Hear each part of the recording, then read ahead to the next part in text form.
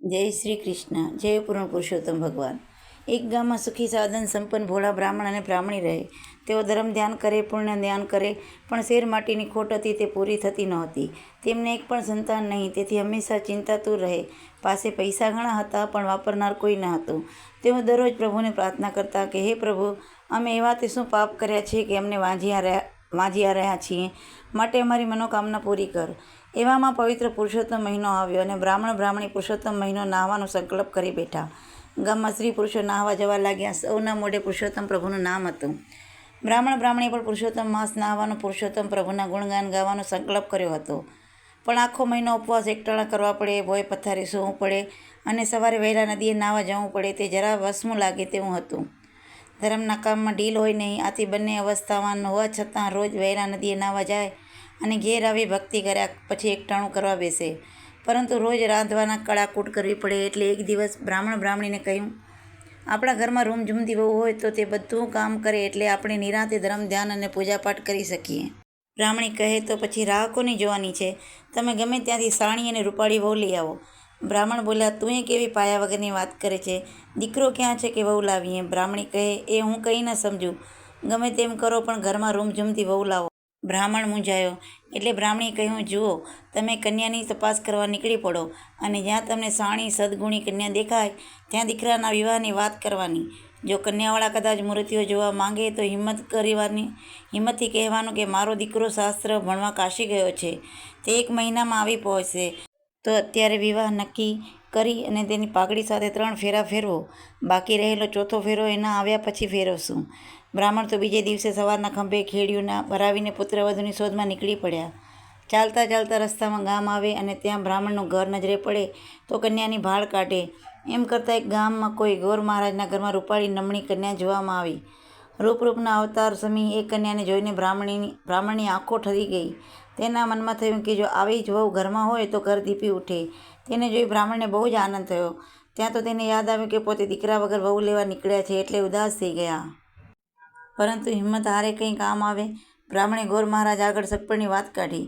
ગોર મહારાજ કહે, તમારી વાત માન્ય રાખું, પણ મૂર્તિઓ જોયા વગર સગપણ નક્કી કેવી રીતે થાય?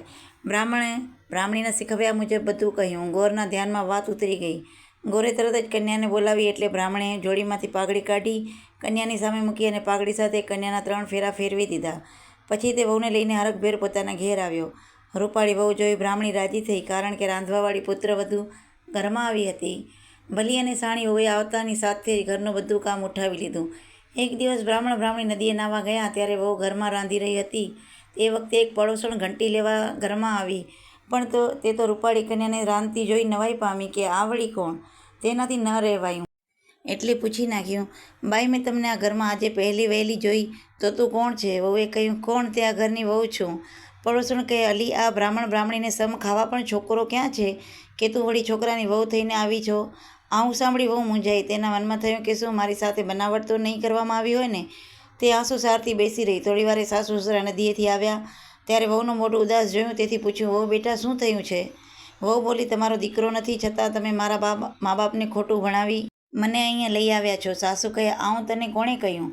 મારો દીકરો તો ડાયો અને તારા કરતાં પણ રૂપાળો છે. વહુએ કહ્યું, આ તો થોડીવાર પહેલાં પડોસણ ઘંટી લેવા આવી હતી. તેણે કહ્યું કે આ લોકો તો વાંઝિયા છે. સાસુએ વહુને આશ્વાસન આપતા કહ્યું કે અદેખા લોકો ગમે તે બોલે, આવડું મોટું 7 ઓરડાનું ઘર છોકરા વગર દીપે ખરું? એમ કહી સાસુએ ચાવીનો જુડો વહુના હાથમાં આપતા કહ્યું, વહુ બેટા, આમાં 7 ઓરડાની તાળાની ચાવીઓ છે. તેમાં બધું એ ભરેલું છે, પરંતુ ધ્યાન એટલું રાખજો કે 7મો ઓરડો ભૂલે ચૂકે ઉઘાડતા નહીં. 6 ઓરડા તમે ખુશીથી ઉઘાડજો.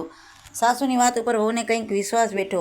બીજે દિવસે સવારના સાસુ સસરા નદીએ નાહવા ગયા. એટલે વહુએ જોડામાંથી ચાવીઓ વડે એક પછી એક કરતાં 6 ઓરડા ઉઘાડ્યા. જોયું તો દરેકમાં વિપુલ સામગ્રી ભરેલી હતી. અનાજ, વસ્ત્રો, વાસણો, સોનાની લગડીઓ, ચાંદીની પાટો, સુગંધિત દ્રવ્યો અને ઝવેરાત બધું એ હતું.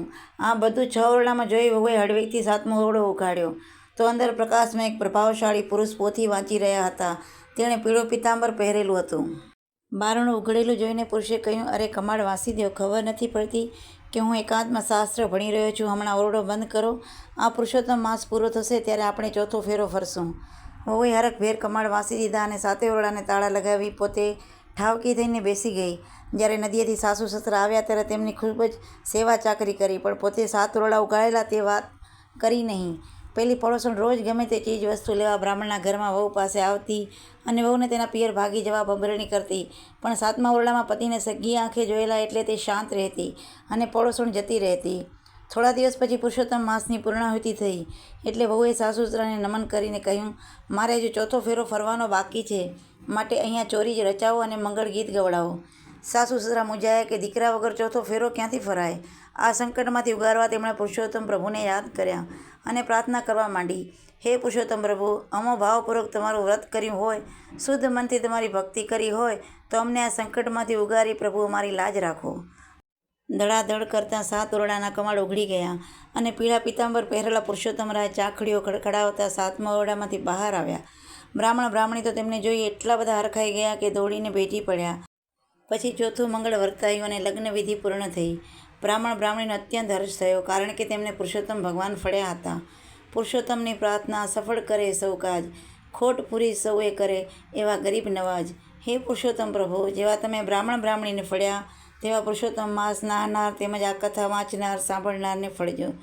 જય પૂર્ણ પુરુષોત્તમ ભગવાન, જય કાંઠા ગોરમાં, જય શ્રી કૃષ્ણ.